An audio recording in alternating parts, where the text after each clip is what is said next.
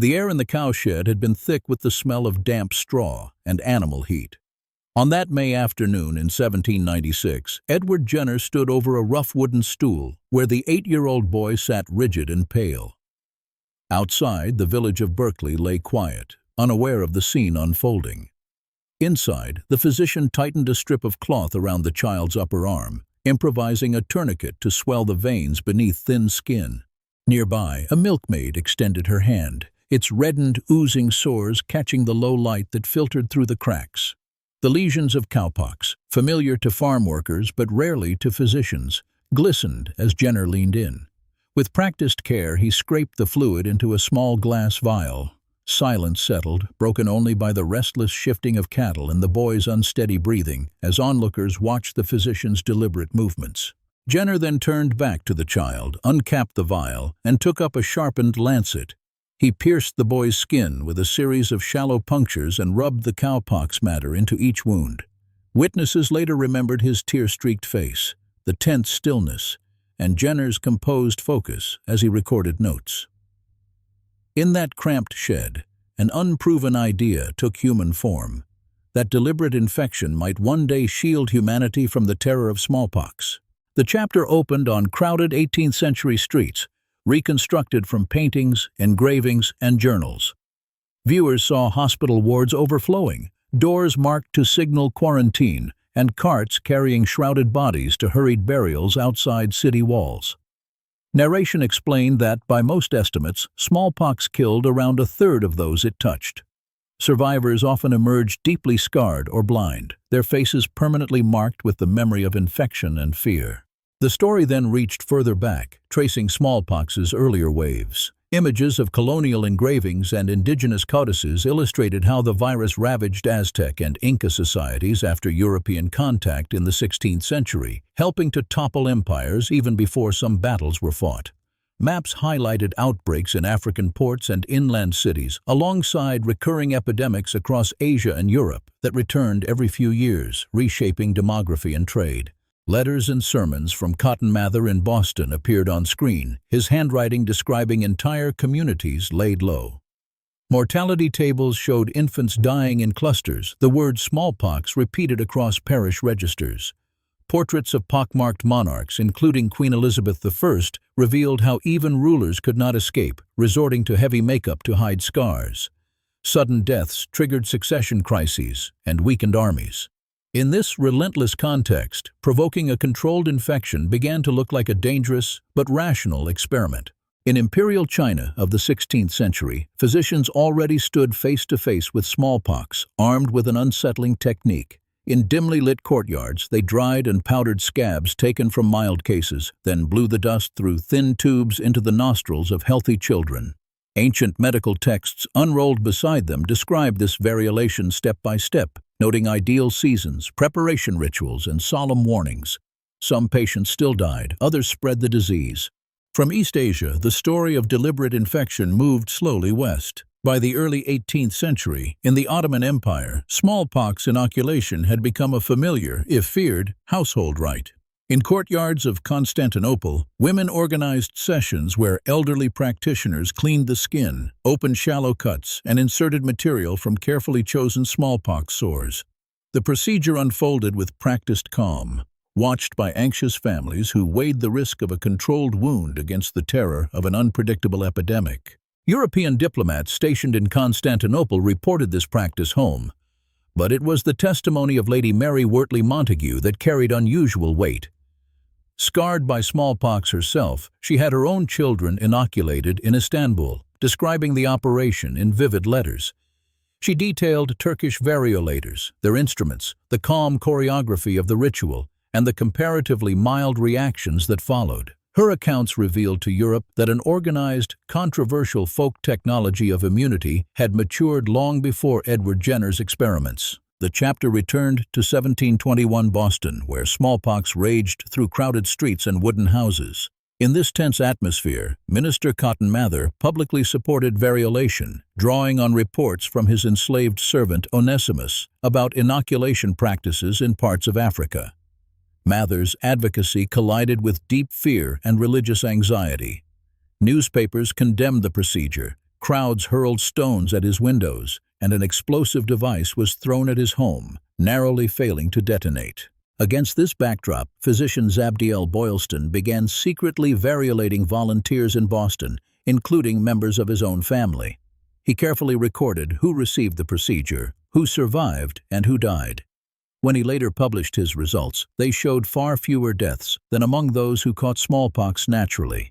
Yet sermons thundered that such intervention defied divine providence, and pamphlets warned that variolated patients might seed fresh outbreaks in an already terrified town. Across the Atlantic in England, Lady Mary Wortley Montagu promoted variolation within aristocratic circles, drawing on her experience of Ottoman practice. In 1721, she helped arrange a dramatic trial at Newgate Prison, where condemned prisoners were offered pardons if they agreed to be variolated. Surviving and resisting smallpox exposure, they became living proof of the method's power.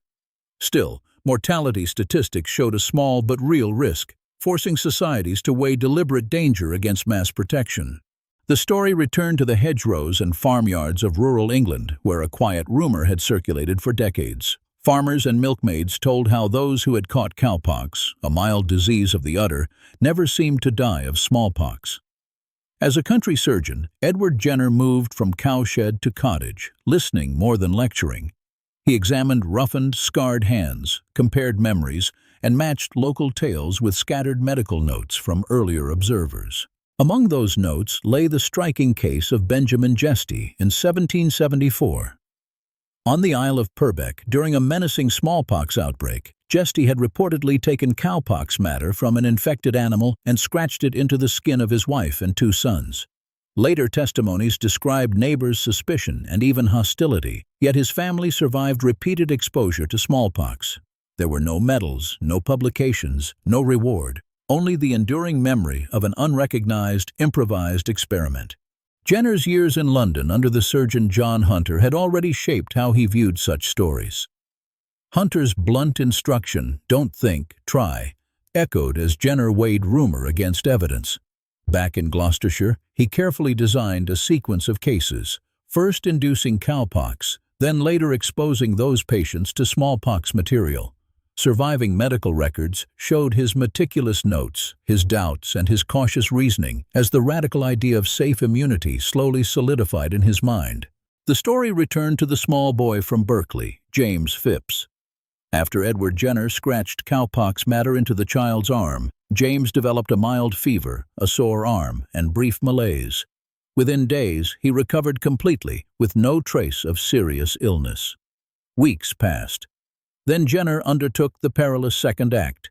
He used the standard variolation technique, inserting material from active smallpox pustules into fresh cuts on James's skin. In earlier decades, such variolations had sometimes ended in agony and death. Now, everything depended on what did not happen. Jenner examined James daily, recording pulse, temperature, and the state of the skin in meticulous notes. No rash appeared, no high fever, no erupting pustules. In his 1798 work, An Inquiry into the Causes and Effects of the Variolae Vaccinae, Jenner later presented James's case history alongside those of other protected subjects. On those pages, Jenner introduced a new word, vaccination, derived from the Latin vacca for cow, to distinguish cowpox inoculation from traditional variolation. London's medical world responded unevenly. Some physicians admired the apparent safety and logical elegance of using cowpox. Others ridiculed it, issuing pamphlets and caricatures of patients sprouting bovine features. Yet as practitioners across Europe and the Americas repeated the procedure and confirmed protection, a safer, reproducible alternative to variolation clearly emerged, even if universal acceptance still lay ahead. By the early 19th century, vaccination had moved from private practice to an instrument of state policy. European governments, anxious about armies, colonies, and trade, sponsored mass campaigns that promised healthier populations and stronger militaries. The Spanish crown financed the Balmis expedition of 1803 to 1806, a vast maritime mission that carried the new smallpox vaccine across the Atlantic and Pacific, signaling how rulers now treated Jenner's discovery as a strategic resource as well as a medical innovation. On Spanish ships, the vaccine was preserved in a living chain of orphan boys, each arm-to-arm inoculation, keeping the precious cowpox virus viable as the expedition moved through Spanish America and the Philippines. Official reports described thousands vaccinated and praised the humanitarian spirit of the mission, yet it also extended imperial influence and administrative control. Elsewhere, rulers followed. In 1805, Napoleon ordered his soldiers vaccinated, recognizing protection from smallpox as a military advantage. Stories later circulated that when Edward Jenner asked Napoleon to release British prisoners, the emperor replied that he could refuse nothing to the man who had eradicated smallpox. Historians noted this tale was partly legend, but rooted in contemporary admiration for vaccination. In Britain, the 1840 Vaccination Act outlawed variolation and offered free vaccination, while the 1853 and 1867 Acts made infant vaccination compulsory, provoking protests, satirical cartoons, and fierce debates over liberty, religion, and state power. In the late 19th century, resistance to vaccination hardened into organized movements. In industrial towns such as Leicester, crowded streets and cramped housing formed the backdrop to a growing working-class backlash against compulsory smallpox vaccination. Families feared contamination from animal-derived lymph, distrusted local officials who enforced the law, and shared stories of swollen arms, festering infections, and the rare but terrifying cases of syphilis apparently transmitted through reused, poorly sterilized lancets and instruments. By the 1880s, Leicester had become a symbol of this defiance. Archival photographs and newspaper engravings showed mass demonstrations filling the streets. Banners stretched across horse-drawn carts, marching bands leading processions, and effigies of vaccinators paraded before jeering crowds. Speakers denounced medical tyranny and the intrusion of the state into the nursery. Middle-class activists printed tracts, circulated petitions, and helped found groups such as the Anti-Compulsory Vaccination League. Under mounting pressure, the British government appointed a royal commission in 1889, which sat until 1897. It heard testimony from physicians, public health officials, and determined opponents, weighing evidence on vaccine quality, adverse effects, and civil liberties. The Commission's final report acknowledged some criticisms and recommended a conscientious objector clause, enacted in 1898. Across the United States and continental Europe, similar disputes played out in courts, where rulings on school and workplace mandates shaped modern public health law. By the late 19th century, Jenner's insight had ceased to be a curiosity and had become a conceptual tool. In Paris, Louis Pasteur and his colleagues treated the smallpox vaccine as a model rather than a finished answer. In cramped, glass-lined laboratories, they heated, dried, and repeatedly passed microbes through animals, watching virulence ebb. Experiments on chicken cholera and anthrax showed that deliberately weakened germs could prevent lethal disease, turning contagion itself into a shield. Rabies posed a darker challenge. It seemed almost invariably fatal once symptoms appeared, yet rabid dogs roamed European streets. Pasteur had weakened rabies virus in animals and preserved infected nerve tissue by drying, creating preparations that protected dogs. Then, in 1885, a boy named Joseph Meister arrived after a savage bite. Pasteur, not a licensed physician, faced agonizing uncertainty. Nonetheless, he administered a cautious series of rabies inoculations, each dose slightly more virulent than the last. Meister never developed rabies, and news of his survival spread rapidly. Pasteur's fame surged, and laboratories across Europe and beyond pursued vaccines and antitoxins. Emil von Behring and Kitasato Shibasaburo developed diphtheria and tetanus antitoxins, while Waldemar Hafkine produced vaccines against cholera and plague. At the same time, research into antibodies and cellular immunity slowly revealed how these interventions worked. Childhood, once shadowed by routine epidemics, began to change as formerly inevitable deaths declined. By the mid-20th century, vaccination had moved from tentative experiment to public spectacle.